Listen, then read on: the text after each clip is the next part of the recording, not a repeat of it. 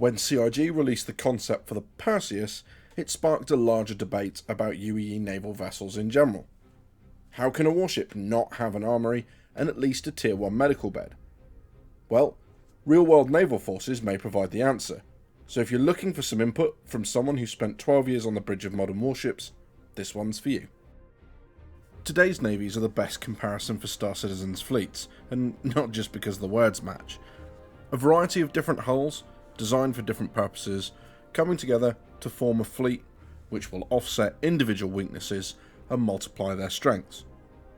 And whilst not everything in the maritime world will be applicable to the game, there really is no better place to start. I joined the Royal Navy as a warfare officer, and I've served on Northern Ireland patrol vessels, then in frigates in the Mediterranean and the Gulf, and later on in an amphibious warfare ship and an aircraft carrier. So I've seen a large part of the RN's fighting capability, apart from submarines. Submariners are just weird. During that time, I've experienced being part of a multinational task group. I've been part of counter-piracy and counter-drugs operations, engaged in anti-submarine, anti-surface and anti-air warfare drills, all from the perspective of being on the bridge with decision-making responsibilities. I needed to understand how ships and fleets work together in order to be able to just do my job, and there's plenty in the real world that could be useful in Star Citizen. Take medical gameplay in dealing with casualties. There are a lot of comments circling about how today's warships all have medical facilities, and it's weird that the Perseus doesn't, and that is true up to a point. Larger warships, like the aircraft carrier and amphibious assault ship I was on, have sizable medical facilities. They have a waiting area, they have different treatment rooms, kind of a doctor's or medical officer's office, and space for multiple patients. In terms of staff, they'll generally have a senior medical officer with a few medical assistants. Medical assistants are effectively medics for the Navy. Frigates have a dedicated compartment on board known as a sickbay, with an area that could be closed off as a ward for a patient. This would normally be staffed by a single medical assistant when the ship's just doing its day-to-day business, and if it's deployed for any length of time, it too will have a medical officer. Minor war vessels, like the Minesweeper I was on, didn't have medical staff that were dedicated. They were more ship's company with additional training to deal with the most immediate medical emergencies. They weren't there to kind of provide long-term care or diagnose to any great degree. If any of these vessels develops that sort of a situation, a serious injury or a medical condition beyond the ability of that crew member to do, then the casualty is normally transferred ashore, either by helicopter or by boat. And this can override the vessel's tasking. I was on a vessel once someone developed appendicitis, and the ship basically did a 90-degree turn, headed for the nearest country with medical facilities that met our kind of standard, and we just came up to full speed, and as soon as we were within range, we flew him off with our helicopter, brought the helicopter back, and then resumed our tasking. During conflict, it's obviously not this simple. While, like I say, frigates and kind of destroyers, the combat vessels will have more personnel and more qualified personnel. We're not talking surgery teams.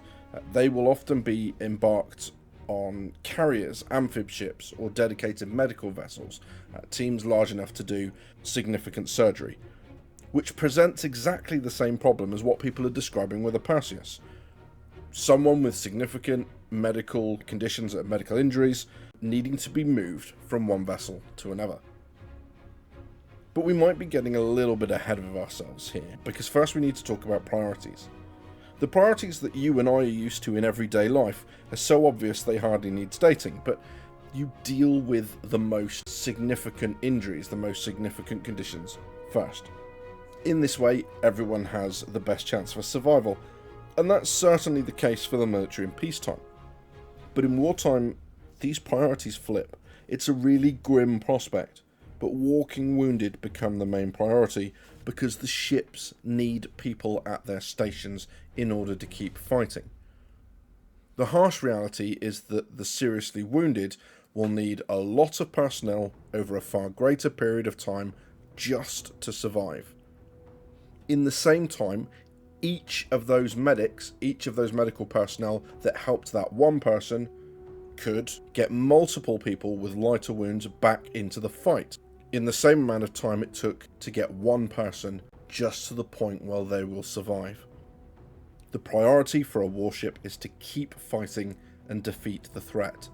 Then the more serious casualties can be helped.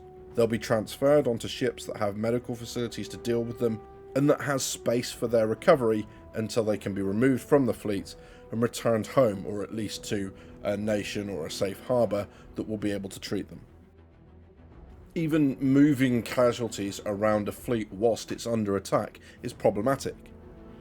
Understandably, the helicopters that would likely be doing this are going to have much less appreciation of what is going on, where the threat is coming from, than the big ships will, which mean there is every chance that a helicopter could foul the weapon arcs for a ship that's trying to defend itself. It gets in the way, the ship cannot fire in its own self-defense and subsequently takes a hit. The result of trying to move the one or two casualties who would fit onto a helicopter in critical condition is that we've lost potentially an entire vessel. So how is this likely to translate in-game? Well, it looks like pretty much CIG, whether they intend to or not, have got it pretty spot on. Whilst the Perseus and the Hammerhead etc may not have medical facilities like the Carrack, they will have the ability to stabilise people in exactly the same way as a warship would. We're going to have multi-tools with medical attachments. There will be other ways of stabilising people, i.e. stopping them from getting worse. For a limited time, enable the fleet to either defeat the threat or to withdraw from the area, and then allow vessels to transfer their wounded to the larger ships. And I see a really significant role for things like the RSI Apollo Medevac for this, with its UAV kind of drone casualty recovery, being able to speed that process up. Not only will the Medevac be able to dock with a ship to take off wounded, it'll likely be able to use its drones to go to other vessels to remove casualties from them at the same time. I don't know if CIG have been deliberate with this language, but armoury to me on a warship denotes an area of the ship designed to store weapons and ammunition for people who are not that ship's company, i.e. embarked marines, embarked forces. There is an area of the ship designed to store weapons and ammunition for the ship's company. It's called a magazine. And in a magazine you can find weapons, ammunition, and anything that's ammunition-like. So if you've got flares or illumination rockets, they are counted as munitions. They'll be stored in a magazine. The same with things like chaffs and decoys. By grouping them all together, you're able to keep them close to the weapon systems that they service, so that you don't end up spending hours waiting for systems to be recharged. It also, from a damage control perspective, means that you can make sure that the fixed firefighting systems around that ammunition doesn't interfere with it. There's a type of torpedo in use in the UK Navy that uses thallium as its battery source, which actually ignites on contact with seawater, so pumping that compartment full of seawater in order to fight a fire is a really, really bad idea. So whilst we haven't yet directly addressed the decision not to have an armoury on the Perseus, you can see that there are still things in the real world that may have an effect on some of the systems that CIG have planned. Things like fire and damage control on ships.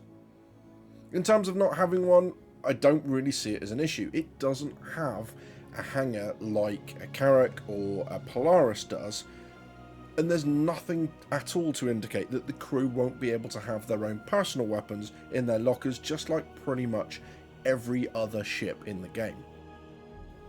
Now, I'm really keen to know what you think of this mashup between real-world naval and military, and the ships in Star Citizen. Did I go enough into detail? Did I not go far enough?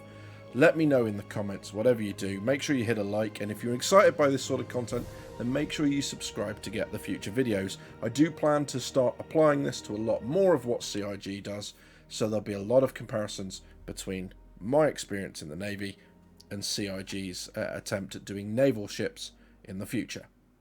You've been watching Drinkers with Gaming Problems. Thank you very much for stopping by.